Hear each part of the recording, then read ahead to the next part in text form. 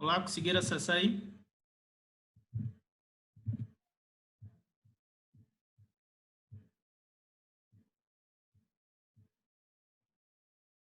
Hum. Conseguiram acessar?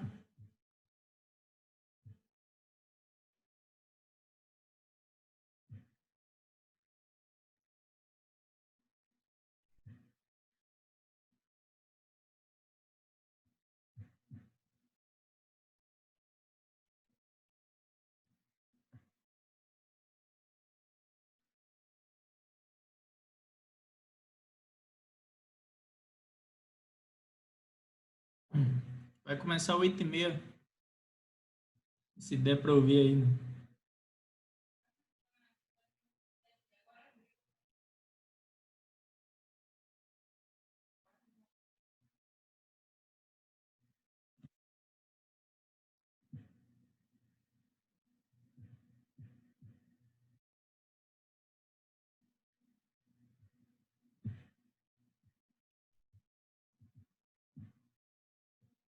Olá, pessoal. Já conseguiram acessar aí? Sim.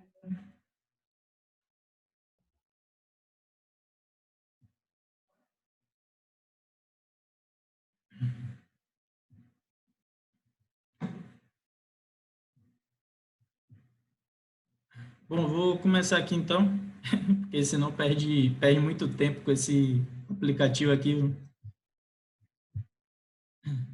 Desculpa aí a queda, né? Eu coloquei 8h30 porque o Zoom ele só permite ligar de 30 em 30. Aí, como a aula começou 7h30, acabava 8h10, eu tive que colocar para 8h30. É por isso que talvez não tenham conseguido acessar logo. Mas eu vou ver aqui até o fim aí, talvez eu crie outro link, viu? A depender do que vocês acham, queira. A gente deve fazer uns exercícios aí mais para frente, se tiver calculadora, né, e caderno e quiser testar, mas eu fiz aqui no vídeo, na apresentação de vocês não tem, mas aqui eu fiz alguns. Isso vamos seguir lá, né? Bom, as unidades de escala de pressão, todo mundo está me ouvindo legal aí? Tá tudo certinho aí? Que a Diane disse que estava cortando. Tá ok para todo mundo? Ok, então. Bom, pessoal, a pressão absoluta, então, quando a gente tem a medida da pressão expressa como sendo a diferença entre o valor e o valor no vácuo absoluto, né? Ou seja, a gente vai ter o vácuo como referência, a gente vai ter uma imagem mais à frente para ilustrar isso. Cadê? Nesse sentido aqui, ó. Então, quando a gente estiver tratando a absoluta, é quando a gente estiver fazendo a pressão em relação ao vácuo, ao nosso sistema. Beleza. Vamos lá para a próxima. A pressão efetiva, então a gente tem a diferença do valor e o da pressão atmosférica local, ou seja, a pressão atmosférica é a referência. Nisso a gente vai estar, quando estiver analisando lá a nossa manometria, né? Algo vai ser essa pressão que a gente vai estar avaliando, essa pressão efetiva. Bom, e a pressão efetiva negativa, então a gente às vezes tem esse termo lá, né? Quando o valor da pressão ela for com relação atmosférica e estiver abaixo dela, quando a gente tiver esse valor de pressão abaixo da pressão atmosférica, a gente vai ter a ocorrência aí dessa pressão negativa e o que causa alguns problemas em alguns sistemas aí, né? Em algumas lagoas de esgoto, entre outras coisas lá. Bom, normalmente a gente tem como referência lá essa pressão absoluta, a gente vai estar considerando o vácuo, e a outra, quando a gente estiver considerando a pressão atmosférica, foi o que eu tentei mostrar, a gente vai ter lá como maneira mais usual de representar a pressão na escala efetiva, que é quando a gente está analisando essa pressão manométrica que a gente está... O pessoal começou a bater umas panelas aqui, mas espero que não esteja incomodando vocês aí. Bom, a pressão absoluta, então, ela vai ser dada por essa pressão efetiva, mais a nossa pressão absoluta atmosférica do nosso sistema, né? Eu já mencionei com vocês. E aqui, mais uma vez, a gente tem essa ilustração de modo que vocês consigam perceber, né, de forma assim mais visual, o que estaria sendo dito aí. Vocês têm aí a pressão atmosférica local como se fosse uma referência.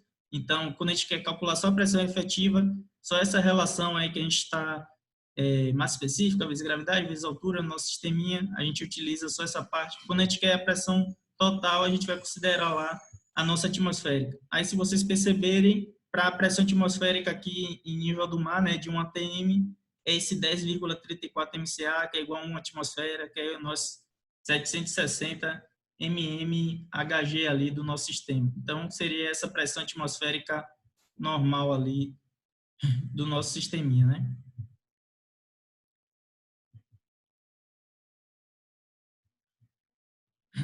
Bom, a pressão atmosférica normal padrão, então a gente tem essa pressão média em relação ao nível do mar, e a pressão atmosférica local, diferença entre a atmosfera e o reservatório no qual foi feito o vácuo lá.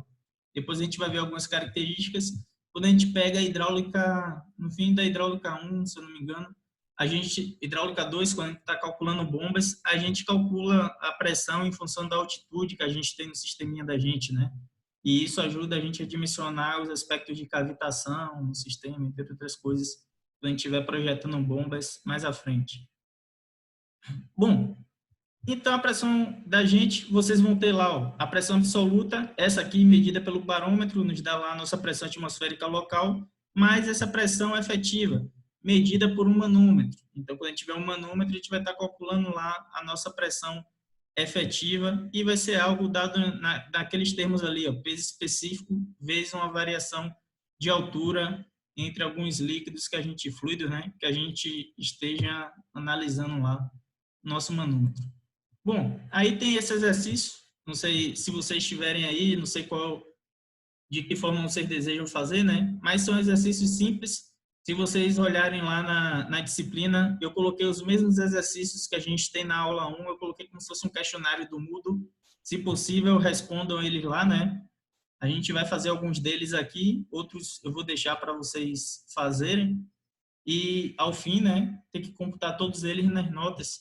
E quando a gente acabar toda essa parte da disciplina, chegar como se fosse no grau A, eu vou pegar um conjunto de exercícios assim, referente ao conjunto de conteúdos, né? E vocês vão ter um tempo para resolver, então é bom ter eles todos resolvidos aí. Quem conseguir mandar em Excel, melhor. Aí tem uns que estão vindo bastante bons, o do Sidney mesmo é um exemplo, né? Tem um negócio bem interessante que ele usou lá, gostei. E quem não sabe nada de Excel é uma oportunidade de aprender, né? Daqui a pouco ver com o colega aí como é que ele fez, como é que os colegas estão fazendo, para ter uma ideia melhor. Bom, então vamos lá para esse exercício aí. Ele pede lá para calcular essa pressão absoluta e a pressão efetiva em um ponto no fundo do mar, né? A profundidade de 5 km, sendo a água incompressível e com peso específico de 1025 kg-força por metro cúbico, né? 1025 kg-força por metro cúbico. O peso específico dele lá. Então, quilograma-força ali, do peso específico, a gente viu lá, massa específica em quilograma por metro cúbico, né? Esse daí, se vocês perceberem, é um pouco diferente, porque a gente está embutindo a gravidade, só que está em quilograma-força e ele assume esse formato aí. Bom, a gente está considerando aqui uma determinada pressão lá de 10.000, né? Uma pressão ali de 10.322,27 kg-força por metro quadrado. Então, aqui é um pouco diferente de cima, tá vendo, né? O de lá é peso específico, a unidade é quilograma-força por metro cúbico. Daqui a gente está tratando de pressão, que é força sobre área. Então, quilograma-força é uma unidade de força, né? Então, aqui você tem força sobre uma determinada área e isso aqui é uma pressão. Beleza. Se vocês têm a pressão absoluta é calculada por esse P0 vezes peso específico vezes H. O peso específico já é dado. O cuidado que vocês vão ter que ter com essa questão aí é basicamente de converter a altura, que é dada em quilômetro, né, por uma altura dada em metro. Se você tem lá, ó, quilograma-força por metro cúbico, para isso ficar na mesma unidade do P0, né, quilograma-força por metro quadrado, vocês têm que multiplicar lá o peso específico vezes uma altura. Então, a única forma de você eliminar o metro cúbico aqui de baixo de forma que ele fique metro quadrado, né, é multiplicar vezes uma unidade em metro. Como está em 5 quilômetros para a gente é o quê? 5.000 metros, né? Vocês têm que multiplicar por 1.000. Então, quando a gente multiplica por 1.000, a gente vai obter algo nesse sentido, 10.332,27 mais 1.025 vezes 5.000 metros. Quando faz essas contas aí, vocês vão obter algo nesse sentido. Depois confere aí, verifica se está igual, né? Fiz esse negócio nas pressas aí, só para confirmar mesmo. Então, deu esse valor de 5.175.332,27.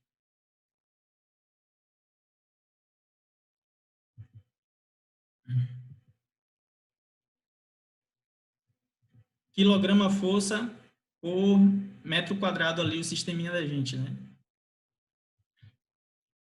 Depois verifiquem certinho aqui quanto deu. Se você quiser passar para anotação científica, né? Corre as vírgulas aí para o lado e verifica a unidade correta aí que está esse sistema aí de vocês. Essa era a primeira, deixa eu ver aqui. Eu vou falar dessa segunda aqui porque é algo interessante, né? Bom, o manual que acompanha a ducha higiênica informa que a pressão mínima de água para o funcionamento apropriado é 20 quilopascal, né? Então ele está falando aqui 20 quilopascal. A figura mostra a instalação hidráulica com a caixa d'água e o cano no qual deve ser conectada a ducha. Ele fala lá que o valor da pressão da água está associado a qual das alturas apresentadas, né? Qual seria o valor da altura para o funcionamento apropriado da ducha higiênica? Bom, o que é interessante desse exercício aí é porque vocês podem matar ele só se vocês saberem os princípios que a gente verificou anteriormente, né? Que é o que é que está dando a pressão no ponto que a gente deseja analisar. Se vocês perceberem lá, ó, da linha d'água do reservatório, da onde tem a linha d'água dele até onde sai a água, é essa a coluna de água que está fornecendo pressão para o sistema de vocês, entende? Então, a pressão é dada pela lâmina de água superficial até o ponto que a gente está consumindo, considerando que isso tudo está interligado, né? Então, a altura que determina essa pressão vai da superfície até o ponto que a gente esteja analisando. Então, não tem como ser aquele H1, por exemplo, né? Por que não é H1? Porque H1 está o fundo do reservatório até a saída de água. Isso aí, ó, quando você tem esse H1 até o fundo do reservatório, seria a situação que seu reservatório está todo vazio, né? Se ele está vazio, então está mandando água ali para o seu sistema, porque é o ponto que ele está sem água já para mandar. Aquele H1 ali você eliminaria logo. O H2, então o H2 ele está considerando ali o meio do reservatório, né? Ele também não é a coluna d'água que está fornecendo pressão para o nosso sistema. O H3 ali já é algo mais interessante, porque o H3 ele está considerando a linha d'água do reservatório até o ponto lá onde a gente vai consumir a água. Então, essa aí já é a opção que tem mais plausível, né? Essa coluna d'água que está fornecendo pressão até aquele ponto. O H4 aí, ele não é porque, né? A mesma coisa do ponto H1. E ele está considerando o fundo do reservatório e pior ainda porque ele está até a parte que tem um sifãozinho ali, né? Então, ele vai até aquela parte do sifão lá embaixo e também a pressão não é dada até aquele ponto de baixo, ele vai ser dada até a nossa saída de água, no ponto onde a água está saindo. E o ponto H5 ali, ele também não está correto, porque ele está considerando da linha d'água do reservatório, que é algo coerente, mas ele está indo até ali o sifão, né? Até o fundo do sifão, e ele teria que considerar onde a água está saindo. Então, ele está errado por que disso, porque ele não considera lá o nosso ponto de saída d'água. Beleza. E por que isso aí ajuda vocês, né? Quando vocês estiverem calculando lá essas questões de aparelhos hidrossanitários, imagine lá que você está próximo do último andar do seu prédio. A gente já falou que aquele ponto ele tende a ter pressões reduzidas, né? Nisso você tem que ter uma determinada altura lá daquele seu reservatório, de modo que ele forneça pressão suficiente para garantir o pleno funcionamento aí de suas peças, né? De seus acessórios hidráulicos que você venha a ter no pavimento do último andar. Então, o que está fornecendo a pressão para ele é a altura do nível do reservatório até o ponto de consumo dessa água. E assim, se você tiver valores bastante reduzidos, né, dessa pressão e o aparelho tiver uma pressão de funcionamento que não seja atendido, ele não vai funcionar. e aí você cria um determinado problema bastante sério para ser resolvido, né, no seu sistema. Beleza.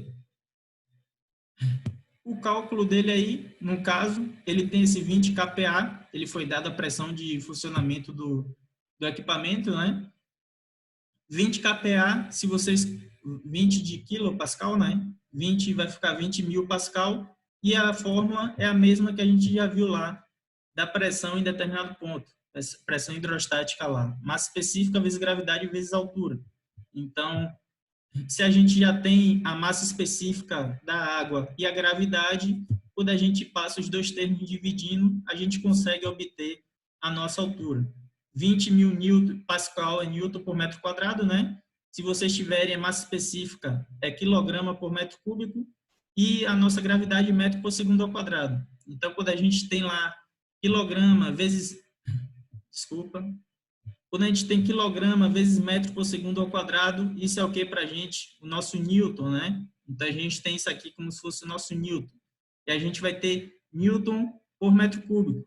Quando a gente passar isso para o outro lado lá, a gente vai ficar metro cúbico em cima, Newton embaixo, e aí a gente vai cortar Newton com Newton, metro cúbico com metro quadrado vai sobrar metro. Então, nossa unidade aqui, ó, vai ser em metro, né? Nosso metro de coluna d'água, quando a gente dividir 20 mil por 1000 vezes 9,81, não é isso? Quando a gente dividir tudo isso, as unidades dessa forma que eu mencionei aí, e no fim é para vocês terem essa altura aí de 2,038 metros.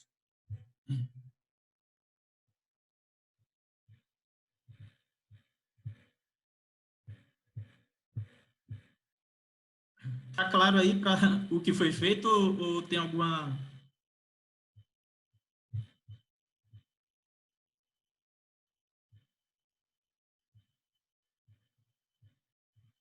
O pessoal acho que não está conseguindo entrar nas turmas, né?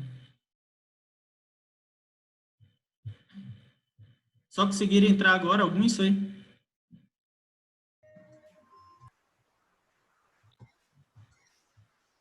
Fala aí, alguém.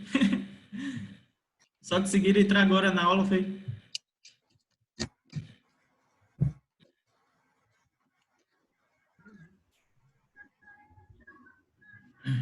Bom, vou continuar aqui então, né? Já que ninguém tá falando nada aí, vamos... vamos... Fala, professor. Eu acabei de entrar na aula, cara. Não Foi consigo mesmo? acessar. O Zoom funciona quando quer. Já é a segunda aula que eu perdi. Ah, que pena aí.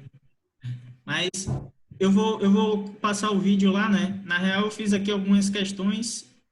Uhum. Eu vejo lá como é que fica. Tá, não, tranquilo. Beleza, então. Vou ver o que é que eu faço depois aí. Depois eu qualquer coisa dar uma olhada lá em como é que foi feito. Tá, não, tranquilo. Eu reviso o vídeo depois. Ah, beleza. Tá em casa faz um tempão, já é noite. Só quem viu isso aqui foi o Luiz Neto, foi? Só quem viu essa segunda questão foi o Luiz Neto?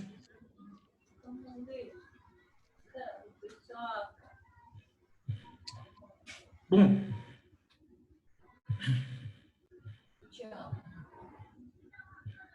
Pessoal, eu só vou falar então isso aqui porque é importante, né? Para quem tenha entrado depois e perdido. Nessa questão aqui, ó, a gente estava trabalhando essa questão da ducha e do funcionamento dela. Ele dá uma pressão de funcionamento apropriada, 20 kPa. E a questão pede qual dessas alturas aqui que está fornecendo a pressão para o sistema. Então, para quem não viu aí, quem chegou depois, ele é dado pela superfície lá que a gente tem da água, né? Vai ser a diferença de nível lá da superfície até o ponto no qual a água está sendo consumida. Por isso que a gente eliminou lá as posições H1, eliminou a posição H2, que está do meio até a saída, eliminou H4, porque está do fundo do reservatório até a curvinha do sifão, e o H5, que está da superfície até a curva do sifão. A opção certa é que tenha o H3, né, que seria do nível da água do reservatório até o ponto de consumo. Essa coluna d'água que está dando a pressão aí no nosso sistema. Como algum colega de vocês já estava, né? Então, não vou passar isso de novo. Essa questão aqui eu vou deixar para vocês fazerem aí, é bem facilzinha. Eu vou pular ela para a gente adiantar essa parte aqui.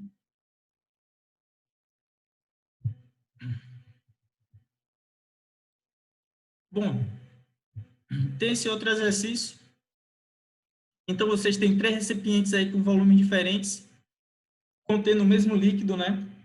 E ao mesmo nível, conhecendo a lei de Stevin, aquela que a gente viu, peso específico vezes altura, é igual à nossa pressão, né? Avalie as questões abaixo, explicando cada uma delas, né? Identificando a proposição verdadeira.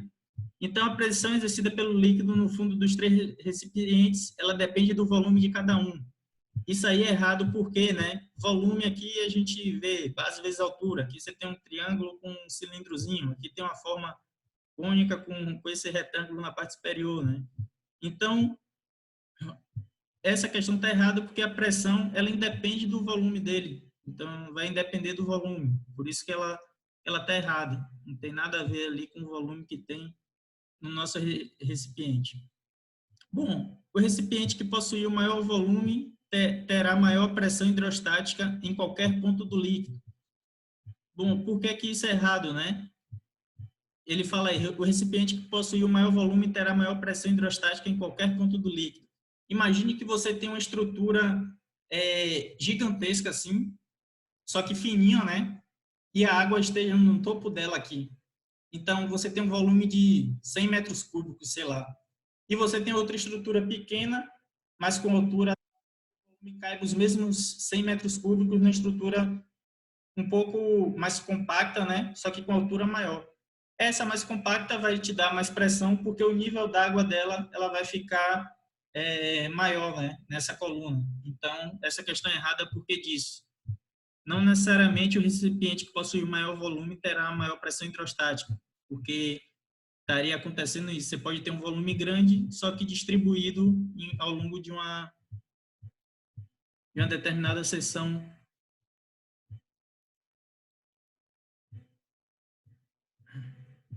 Ô, pessoal, se possível, vocês criam um grupo de WhatsApp aí, e se algo estiver dando errado, vocês me falam, para ver se eu consigo corrigir antes de começar as coisas. Não sei o que está acontecendo aí, né, com esse processo, mas se possível aí, vocês... Se possível, vocês vão me dando algum retorno, né, por WhatsApp, se estiver conseguindo acessar ou não, ou algo assim, para eu conseguir verificar. Bom, essa questão que a gente estava vendo, a resposta então certa vai ser essa letra C. A pressão exercida pelo líquido no fundo dos 3 recipientes é a mesma. Foi o que eu falei para vocês. Se ele está em um mesmo nível, né? Se ele está em uma mesma altura lá, o líquido está na mesma altura, independente da forma, a pressão lá no fundo vai ser igual, porque o que está dando uma pressão é a altura que a gente tem do líquido ali, né, sobre esse ponto que a gente esteja analisando. Se o líquido é o mesmo, está em mesma posição, a pressão lá no fundo, então, de todos os recipientes vai ser a mesma. A ideia com... Professor, Diga, Jane. aproveitando que o senhor falou ali do WhatsApp, tem algum grupo do WhatsApp? Eu acabei de entrar na aula, se eu conseguir agora. Vê aí com os colegas, se alguém fala alguma coisa aí. A princípio, tá. Vou ver daqui a pouco com o pessoal, então, pra gente criar algum, então. Queria do lado aí o site, coloca um... Ô, professor, Diga. só para passar o recado aí, se o pessoal puder colocar o número no chat aí do lado. Isso. A gente está em andamento com o grupo aí a gente vai adicionando esses números aí. Eu não vou entrar no grupo, aí entre vocês lá, vocês vão falando, né? Até para ter a privacidade de vocês lá. Beleza. Qualquer coisa vocês vão me avisando. Eu sei ainda está se adaptando, mas depois eu coloco o vídeo aí dessa aula. E quem perdeu o início, né, por algum motivo aí que o Zoom estava dando problema, depois tem acesso, viu? Obrigada, professor. Beleza, então vamos continuar aqui. É porque eu fico em 2 aplicativos e às vezes não consigo ver quem está online ali através do Zoom, né? Eu fico usando 2 ferramentas aqui. Essa quinta eu vou pular, vou fazerem lá depois. Vou chegar em outra que seja mais interessante aqui para a gente. Vou localizar alguma questão mais interessante, as outras vocês vão fazendo, né? Então, vou pular direto aí para essa questão 8, que ela é uma das mais interessantes dessa primeira parte aí. Ele diz que vocês têm esse vaso cilíndrico e contém água à altura de 1 metro. e está ligado por um tubo fino e outro vaso cilíndrico 2, né? Inicialmente vazio, com diâmetro 2 vezes maior. Então, para resolver uma questão dessa, ele já diz o quê? Que o diâmetro de 2 é igual a 2 vezes o diâmetro de 1. Então, isso já é uma relação que vocês vão ter que usar. O D2 é igual a 2 vezes D1, né? Beleza. O tubo de comunicação está a 0,5 metros de altura e fechado, no início por uma torneira T, como mostra a figura. Beleza.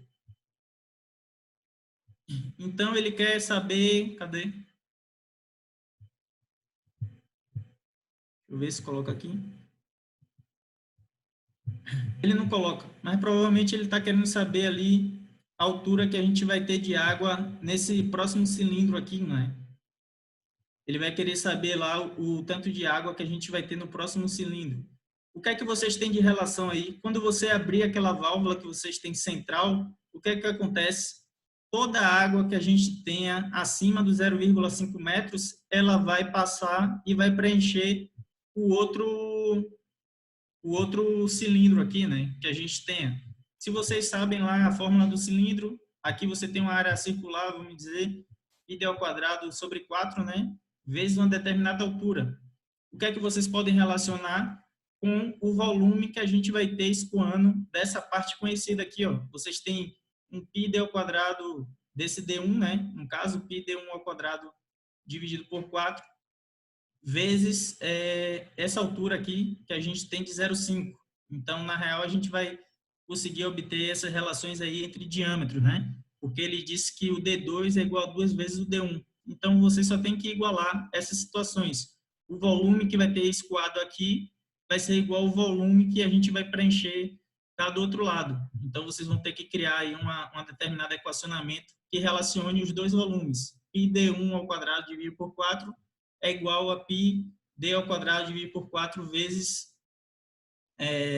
essa altura 2, né? Essa altura no outro lugarzinho que a gente tem. Como vocês têm a relação que D2 é igual a 2 vezes D1, onde tiver D2, substituir por 2 vezes D1. E quando fizer isso, a questão vai sair naturalmente. Então, era isso que eu estava querendo dizer aqui, ó. A1 é igual a π D1 ao quadrado dividido por 4. A2 é igual a π D ao quadrado dividido por 4. Quando a gente substitui D2 por 2 vezes D1, a gente vai ter essa relação 2D1 ao quadrado dividido por 4 vezes π, né?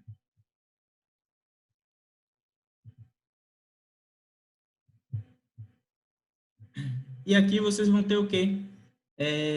Essa altura que a gente teve que desceu do outro sisteminha, a gente tem um 0,5. A gente vai ter 0,5 metros, né? Que a gente perdeu lá de coluna d'água. O D1 a gente vai eliminar, que ele está multiplicando dos dois lados. Se passar para o outro lado, ele vai passar dividindo. É interessante notar ali o 2D1 ao quadrado, o 2D1, né? Quando a gente substitui D2 é igual a 2D1, ele eleva todo o termo ao quadrado. Então, ele tem que elevar o 2 também. Então, 2 ao quadrado vai ficar 4, D1 ao quadrado, D1 ao quadrado. Beleza.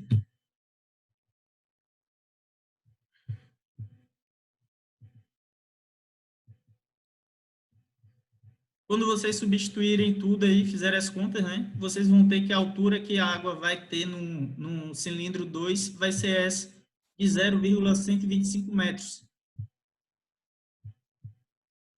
Isso bastante simples, né? Em função da altura. E qual é a diferença aqui, né? A de cá, ela vai preencher esse vai ficar até essa altura de 0,5. Então, se você for analisar o fundo dos dois reservatórios aí, né? O de cá, de 0,5, ele estaria sujeito a uma maior pressão do que o do cilindro 2, né? Porque o outro vai estar com uma coluna d'água um pouco mais baixo que o do 1, que vai estar em 0,125, né? E aí a gente tem essa diferença de nível, consequentemente, a gente vai ter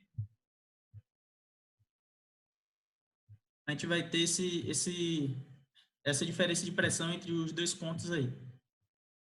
Vou agora passar para a próxima, né? Vou ver se eu vou direto para o teorema de Pascal aqui. Essas questões são para ser bem simples. Deixa eu ver aqui.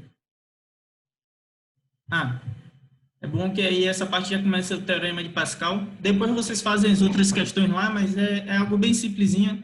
Daqui a pouco o tempo acaba.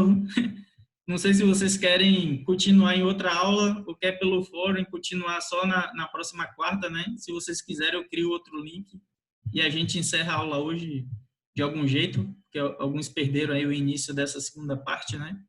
Bom, mas vamos lá então para esse teorema de Pascal aí. Então, quando aplicamos uma força em um líquido, a pressão causada se distribui integralmente em todas as direções e sentidos. Então, pelo teorema de Stevin, vocês têm aquela noção lá, que é massa específica vezes o ΔH, né? PA menos PB é igual àquele massa específica vezes gravidade vezes altura.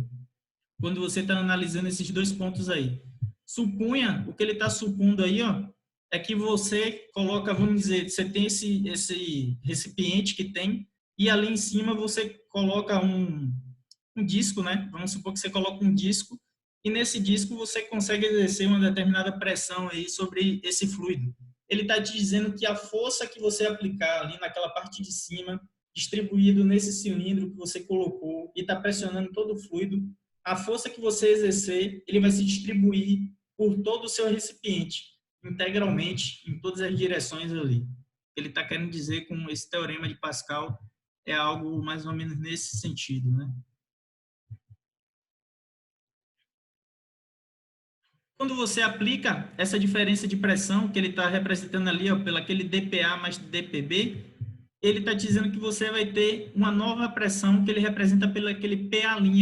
E aquele PA', ele vai ser a pressão que a gente já tinha no ponto A, mais o aditivo dessa força que a gente aplicou naquela área e se distribuiu em todos os pontos até chegar naquele pontinho que estava o A do nosso recipiente. Então, se o nosso A está aqui, ó, aquela força que vocês exerceram na parte de cima, ela se distribuiu e foi acrescentada também nesse ponto A que vocês estão vendo aí. A mesma coisa você vai ter para o ponto B. Você vai ter o ponto B, dado pelaquela relação que a gente já viu, né, peso específico vezes altura, mais aquela variação de pressão no ponto B, que é justamente aquela força que você aplicou na parte superior também, naquela estrutura que a gente colocou. E é exatamente lá igual àquela que a gente tem, essa diferença de pressão entre esses dois pontos aí, vocês vão ver que é a mesma, né? Quando vocês fizerem relações, eu vou passar um pouco rápido isso aqui, né? Mas aplicando aquele nosso teorema de Stevin lá, quando você faz PA menos PB é o que ele está avaliando? A diferença de pressão entre dois pontos. Vai cair naquele teorema lá fundamental da hidrostática, né? Nosso princípio de Stevin, né? Então, um princípio fundamental da hidrostática lá, aquele teorema de Stevin. Então, PA menos PB vai ser igual a PA, essa diferença PA mais delta PA menos PB delta PB. Quando vocês fizerem todos os cortes aí, né, das partes que vocês vão ter iguais no sisteminha de vocês, vai sobrar que a variação de pressão em A menos a variação de pressão em B vai ser igual a zero. No fim, ele está dizendo que a variação de pressão em A é igual à variação de pressão em B. O que é que isso está informando ali? Que essa força que você aplicou em uma determinada unidade de área nessa parte superior, a força que eu apliquei naquela minha áreazinha que eu tenho colocado lá na parte superior, ela se distribuiu igualmente em todos os pontos. Então, a mesma força que eu apliquei aqui sobre uma área, ela está sendo registrada no ponto B e no ponto A do mesmo modo. Ela está acontecendo nos dois lados de mesma intensidade, né? E depois vocês vão ver o porquê isso ajuda lá na nossa prensa hidráulica, né? Bom, nisso, esse teorema está dizendo isso. O acréscimo de pressão exercida num ponto em um fluido ideal, em equilíbrio, né? Ele se transmite integralmente a todos os pontos desse líquido e também as paredes do recipiente que o contém. Ele vai se distribuir integralmente para todos os lados que você tenha do seu sistema hidráulico, né? E esse é a ideia lá que vocês vão ter da prensa hidráulica. A prensa hidráulica, você vai ter um sisteminha aqui, com diâmetro menor em uma determinada área, desse ponto, né? E o outro, você vai ter um determinado volume aqui, um pouco maior, né? E uma determinada, ela vai ficar subindo e descendo, né? A depender das forças que vocês estejam proporcionando ao sistema. Se a força que você aplicou sobre uma determinada área pequena, ela vai se distribuindo integralmente entre todos os pontos. Quando o outro lá você vai ter uma área maior, o que é que vai acontecer com essa força aí, né? Já que você vai ter uma área maior e você vai ter essa distribuição de forças aqui, essa distribuição de pressão, né? Integralmente aí em todos os pontos do seu recipiente. Isso, quando você tiver acontecendo esse tipo de situação, você vai estar facilitando, né, esse trabalho ali da prensa hidráulica, porque você às vezes está emitindo uma força menor para subir algo que você tem um determinado peso considerável, né? Mas por essas propriedades aí que a gente tem dessa distribuição das forças integralmente no nosso sistema, a gente consegue proporcionar essa elevação aí por forças menores de sistemas um pouco mais complexos, né? Bom, então a gente vai ter que quando aplicar a força sobre aquele êmbolo F1 sobre S1, né, a gente vai saber que esse acréscimo será transmitido integralmente entre todos os pontos, inclusive ao êmbolo de área 2, porém transmitido uma força diferente da aplicada. Essa força vai ser diferente, depois a gente vai ver por quê, né? A gente vai ter uma relação de força 1 sobre área 1 é igual a uma força 2 sobre uma área 2. Como esse acréscimo de pressão é igual para ambas as expressões, a gente consegue igualá-las aí e vocês vão ter essa relação aqui. Quando você tiver essa relação, você pode obter a força que está saindo lá em 2, né? Então, você pode subir o S1 passa para o outro lado multiplicando, né? F é igual a S1, aquele F' dividido por S2, se você quiser saber o valor de F. Se você quiser saber o valor de F', você vai pegar F vezes a seção 2, que é um pouco maior, dividido por S1, e você obtém o valor resultante lá daquela força do outro lado. É uma expressão bastante simples. A gente vai ter que considerar mais as áreas dos nossos sistemas, né? E aqui tem um exercíciozinho. Então, se quiserem fazer aí, né, e confirmar na casa de vocês esse exercício, citar esse teorema de Pascal da gente. Então, vocês têm uma prensa hidráulica, então, na qual vocês têm esses êmbolos A e B, de pesos desprezíveis, né? Os diâmetros de 40 centímetros e 10 centímetros. Então, se vocês desejam equilibrar um corpo de 80 quilogramas que repousa sobre o êmbolo A, qual o valor da intensidade da força perpendicular a ser aplicada em B? Se ele quer equilibrar ali, ele está te dizendo o quê? Que você vai ter uma igualdade ali do sistema, né? Você vai ter uma igualdade nele. O que está diferindo aí, para cada um deles, a gente tem que os diâmetros são, respectivamente, 40 centímetros em A e 10 centímetros em B. Vocês têm que converter esse diâmetro aí de centímetros para metro, né? Então, 40 centímetros, quando vocês passam para metro, 0,4. E 10 centímetros, se vocês passam para metro e dividem por 100, né? Vai dar 0,1, se vocês quiserem fazer dessa forma. Ali vocês têm uma área, pelo teorema de Pascal, F1 sobre A1 é igual a F2 sobre A2. Não tem muito mistério ali. E aqui vocês vão ter as relações. O que é a força, né? O que é a força para vocês? Força a gente não vem lá da segunda lei de Newton, massa vezes aceleração. Ele deu aqui, cadê?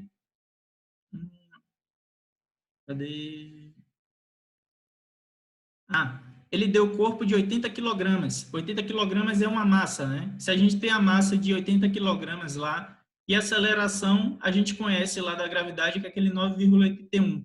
O que é a segunda lei de Newton? Força é igual a massa vezes aceleração. 80 vezes a aceleração da gravidade vai dar força. Se a gente tem a força, ou a gente tem a massa naquele êmbolo lá, a gente consegue obter a força ao qual está sendo submetido ele, né? Se a gente quer igualar os sistemas, a gente vai ver que força está sendo aplicada em F2 para que esse sistema se mantenha em equilíbrio. O que difere aqui os dois, a gente vai ter essa área, então a área, eu passei aqui para metro, né? 0,4 ao quadrado dividido por 4 é igual a F2, a segunda área é 0,1 ao quadrado dividido por 4. Então, quando vocês fizerem os cálculos aí, é para vocês obterem, né, essa força aí de 49,05 newtons sendo aplicada no ponto 2. O que é que vocês deduzem aí? que essa força que você está aplicando para equilibrar uma força maior